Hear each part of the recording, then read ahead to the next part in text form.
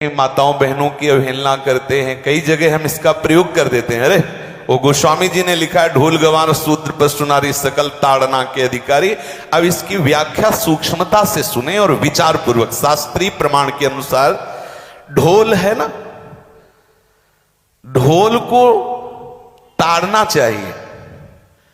ताड़ना मतलब उसको ठपाक चाहिए, और बेताल नहीं। शास्त्र सिद्धांत के अनुसार, संगीत शास्त्र के अनुसार तभी वो राग प्रकट कर पाएगा, तभी वो बजेगा। ढोल को हाथ जोड़ के बोलो कि साहब आप बज जाएं, नहीं बजे, उसको ताड़ना चाहिए।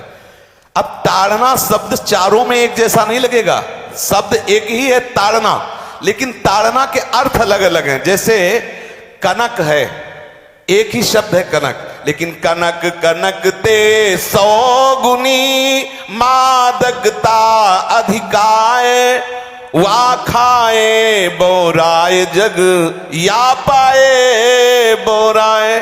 बोले कनक ही शब्द है। जैसे ताड़ना शब्द का हम प्रयोग केवल वही समझे कि ताड़ना देना ही नहीं, उसका अर्थ अलग अलग है। जैसे कनक शब्द है, कनक को सोना भी कहते हैं और कनक को धतूरा भी कहते हैं।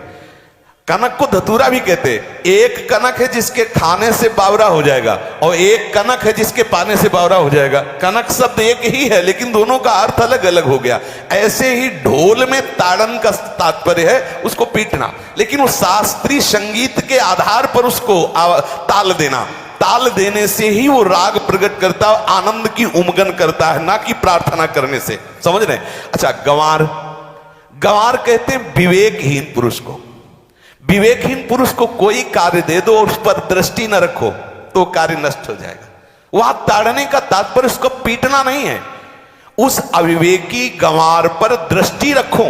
जो आपने कार्य सौंपा है, जो भी कार्य उसका है, उस अविवेकी पर दृष्टि रखना ताड़ना हुआ।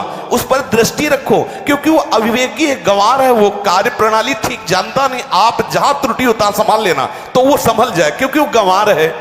और शूद्र, शूद्र का तात्पर्य होता शूद्र, वैसे जो वर्ण व्यवस्था में शूद्र का प्रादुर्भाव सबसे श्रेष्ठ जगह से प्रादुर्भाव है। वर्णन आता है, ब्राह्मणोष मुखमाशी बाहु राजन्य कृतः उरुददस जत वैश्या पदभ्याग्रम शूद्रो जायत।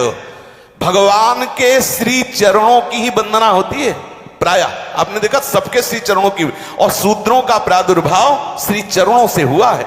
कोई ऐसा न समझे कि शूद्र का मतलब निकृष्ट होता है। यहां शूद्र का तात्पर्य, जब से किसी से कहते हैं कि शूद्रवत आचरण करता है, मतलब शास्त्र विरुद्ध, सदाचार के विरुद्ध आचरण करना, शूद्रवत आचरण की तरफ संबोधन किया जाता है। यहां कहा गया कि शास्त्र की सम्मति, शास्त्र के शासन के अनुसार आचरण हो, सदाचार परायण हो। शास्त्र जिसके लिए जो विधान करता है, शास्त्र शासन स्वीकार करना, यहां शूद्र के ताड़न की बात कही गई। यहां शूद्र ताड़न का तात्पर्य डंडे से प्रहार करना नहीं, समझना। और जो चौथा कहा गया नारी, अगर स्त्री को हम ये कहें कि ताड़न से ही वो केवल काबू में रहती है, तो राष्ट्र में अपने प्रसिद्ध लक्ष्मीबाई जैसी कोई सामर्थ्यशाली वीरांगना, कोई वीरों सामने बड़े बड़े वीरों के दांत खट्टे कर दे, ऐसी बहादुर सिंघनी हुई, अंग्रेजों के दांत खट्टे कर दिए। अगर कोई समझे कि नारी केवल ताड़ने के लिए है तो उसकी मूर्खता है। पुरुष और नारी का समान प्रादुर्भाव हुआ है। भगवान ब्रह्मा के श्री अंग से दाहिनी तरफ से महाराज मनु और बाईं तरफ से उनकी पत्नी उनका प्रादुर्भाव हुआ शतरूपा। शतरूपा, अब आप बोलो, एक ही शक्ति के दो भाग हो गए, एक पुरुष रूप धारण कर लिया, एक नारी रूप धारण कर लिया। अब यहां विचार जो है कि उस नारी के ऊपर ताड़न शब्द का क्या प्रयोग है। जैसे आप मार्ग में चले जा रहे हैं और आपने दृष्टि चूक कर दी और नारी आपकी स्त्री पीछे चल रही, तो कोई हमला कर सकता है, क्योंकि वो रत्न है। 14 रत्नों में एक रत्न स्त्री रत्न भी है। स्त्री को रत्न कहा गया है। भगवान श्री राम जब वनवास में जा रहे हैं तो सिया जी को आगे नाव में जब चढ़ाना होता तो पहले सिया जी को चढ़ा, सीए चढ़ाई चढ़े रघुराई, पहले आगे। दृष्टि रखो, दृष्टि चूक गई तो रत्न है। यहां दृष्टि रखना, शासन मतलब उसको पिटाई करना नहीं कि जैसे ढोल को पीटा जाता है ऐसे स्त्री को पीटा जाए, शूद्र को पीटा जाए, तो गंवार को, ये व्याख्या नहीं है, ये मूर्खता है, इसे व्याख्या नहीं कहते। जैसे कनक शब्द के कई अर्थ होते हैं, ऐसे ही ताड़न शब्द का यहां अलग अलग प्रयोग है। स्त्री के ऊपर दृष्टि रखो, किस भाव की दृष्टि रखे? क्योंकि वो हमारे यहां रत्न की तरह है, कहीं कोई ऐसा ना हो कि कुदृष्टि वाला कोई उस पर हमला कर दे।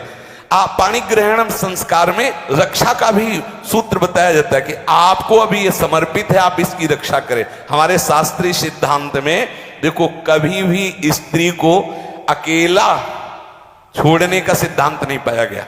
अगर शास्त्रीय सिद्धांत, बच्ची है तो माता पिता के शासन, थोड़ी बड़ी हुई तो भाई आदि के बीच में, और बड़ी हुई तो पति के, और बड़ी हुई तो पुत्रों के, मतलब एक सानिध्य का एक दृष्टि रखी गई है कि यदि आप अपनी दृष्टि में रखेंगे तो उसका अमंगल नहीं होगा, उसका हित नहीं होगा।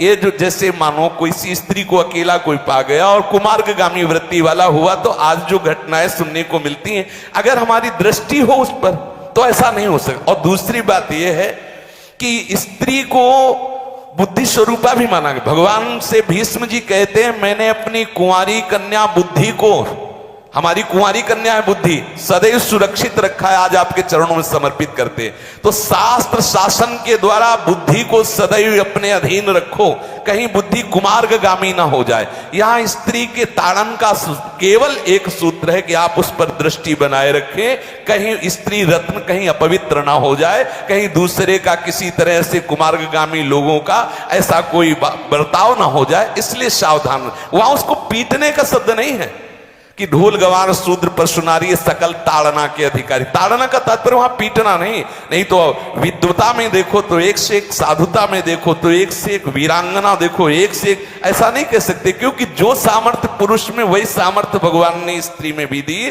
क्योंकि भगवान के ही दो रूप हैं, एक स्त्री और एक पुरुष, समझ रहे ना। तो इसमें एक ताड़न शब्द का कई अर्थ होता है। भगवान की साक्षात शक्ति स्त्री है। अगर कोई इस भाव से देखे कि स्त्री तो केवल ताड़ना, मतलब केवल गाली दे के बात करना, ऐसा नहीं। जिस घर में स्त्री का अपमान होता है उस घर का नाश हो जाता है, निश्चित हो जाता है। आप देखिए, रावण का सत्यानाश हो गया जगदम्बा सीता के प्रति, दुर्योधन का सत्यानाश हो गया द्रौपदी के प्रति। जहां स्त्री का अपमान हो जाए, अगर कोई ये समझे कि स्त्री केवल मतलब जैसा हम चाहे वैसा व्यवहार करे, तो अगर नाश ना हो जाए तो हमें बता देना, क्योंकि भगवान की वो शक्ति है। अगर उसे तुम सोचो कि हम ताड़न करें, जैसे ढोल को ताड़न करें, ऐसे ताड़न करें, तो तुम्हारा नाश हो जाएगा। बिल्कुल